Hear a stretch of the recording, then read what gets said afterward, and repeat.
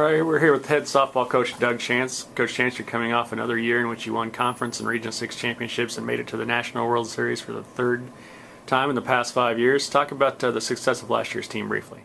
Well, we were loaded with a lot of talent. Unfortunately, with that, we lost 3 freshmen to Division I schools. That's the catch-22. When you recruit really good players, a lot of times you don't get to keep them for 2 years. So we only returned 1 starter this year. Talk about building this year's team around that 1 starter then. Garza is the one that's returning. I think she hit 12 home runs last year, and she's capable of hitting 20. She's a big hitter. Got a lot of good freshmen that came in. Got a really good pitching staff. We got a D1 transfer from Heather Ryder from Hampton University. She's going to help a lot. 2 freshman pitchers, Mac Millspaw and Kelsey Berlin. Pretty good 1-2 punch right there.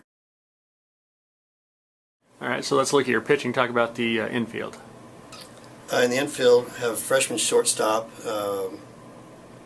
Ashley Malone, who's already getting a lot of Division I interest. We've had calls from LSU, Oklahoma State, Mizzou.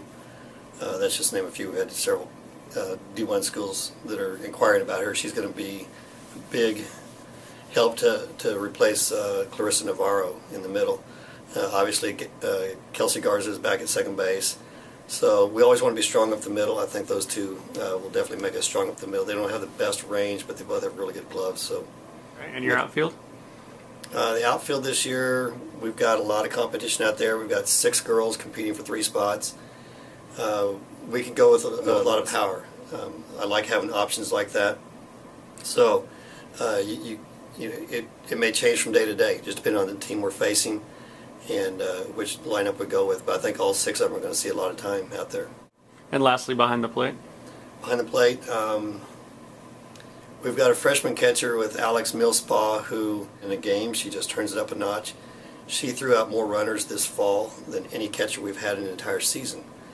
And I like that about her, that the fact that when it comes game time, she's a different kid. Just turns it up a notch. So, and backing her up is going to be sophomore Carleen McManigal, 5'11", left-hander. I like having a left-handed catcher. They're really good at picking off runners at first. And she's got a great arm. She's a big kid, and she's probably going to provide a lot of pop for us on the left side of the plate, too. Talk about the Jayhawk Conference. What are you guys going to face there as you try to defend your conference championship? That's the thing about the Jayhawk Conference is you never know. It's a mystery because you get teams like Seward County that recruit out of Canada and California and New Mexico. We don't know a single kid they've got other than the returners. So we don't, if they were recruiting out of Wichita or, out of anywhere in Kansas, we would know their players.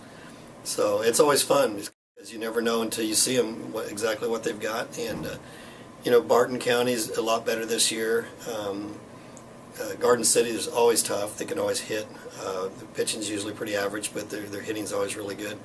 And Colby's another one of those teams that you just don't know until you see them because they recruit international kids and kids out of Colorado, and they're just fishing out of different ponds than we are, so we don't know the kids that they get until we see them. As usual, you're going to play a pretty tough schedule. I know you start off with a couple of tournaments in Texas. You also host a pretty nice tournament here in El Dorado, middle of the season. Talk about your schedule outside of conference. Yeah, definitely. That's one benefit of only having 5 conference teams is we don't have a big conference schedule. That enables us to fill a lot of dates with however we want to schedule, and we always schedule as tough as we can.